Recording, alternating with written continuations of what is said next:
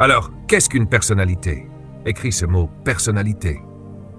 La personnalité existe là où il y a l'intelligence, la volonté, la pensée, le raisonnement, l'individualité, la conscience de soi et l'autodétermination. Sans ces éléments, il n'y a pas de personnalité. Les animaux n'ont pas de conscience morale. Ils agissent par instinct. Ils ne planifient pas leur avenir. Ils ne réfléchissent pas à leurs actions. Les humains, eux, planifient, pensent, décident, même pour faire le mal. Cela fait de toi une personne. Et remarque ceci, la personnalité n'a pas besoin d'un corps physique. Tu n'as pas besoin d'un corps pour avoir une volonté, une pensée, une conscience. C'est pourquoi Dieu peut avoir une personnalité sans avoir un corps physique. Dieu est une personne spirituelle. Maintenant, comment connaissons-nous la personnalité de Dieu? À travers ses noms. Dans la Bible, le nom représente l'essence de la personne. Dans la pensée hébraïque, le nom est la chose, et la chose est son nom. C'est pour cela que Dieu accorde tant d'importance au nom. Quand quelque chose de surnaturel se produisait, on donnait un nom au lieu ou à l'enfant pour capturer l'essence de l'événement. Quand Dieu rencontra Abraham, il changea son nom. Abraham signifiait « père de personnes ». Dieu dit « ton nom sera Abraham », ce qui signifie « père de plusieurs ». Et sa femme Sarai, qui signifiait stérile, fut appelée Sarah, ce qui signifie mère de plusieurs. En quelques jours, leurs noms furent changés, et ils commencèrent à s'appeler père de beaucoup, mère de beaucoup.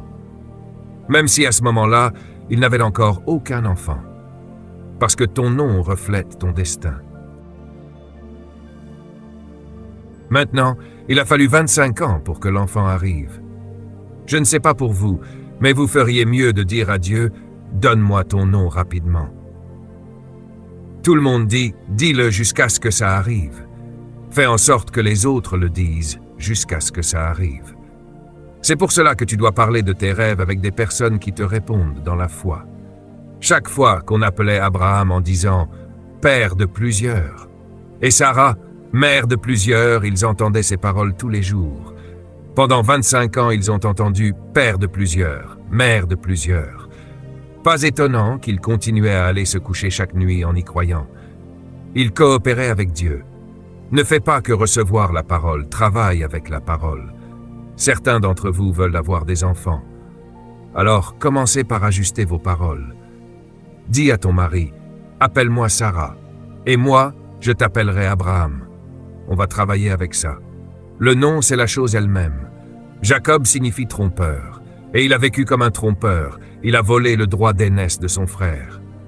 Quand Dieu l'a rencontré, il a changé son nom. Tu t'appelleras Israël, ce qui signifie prince avec Dieu. Moïse signifie tirer des eaux, et il a fait passer le peuple à travers les eaux. Simon signifie instable. Jésus a dit « Je t'appellerai Pierre », ce qui signifie rocher. Et Pierre est devenu solide. Ne donne pas à ton enfant un nom qui porte une mauvaise signification. Chaque fois qu'on t'appelle, on libère une puissance spirituelle. Maintenant, regardons pourquoi tout cela est important. Dans Exode 3, verset 14, Moïse posa à Dieu une question unique. « Qui es-tu? Quel est ton nom ?»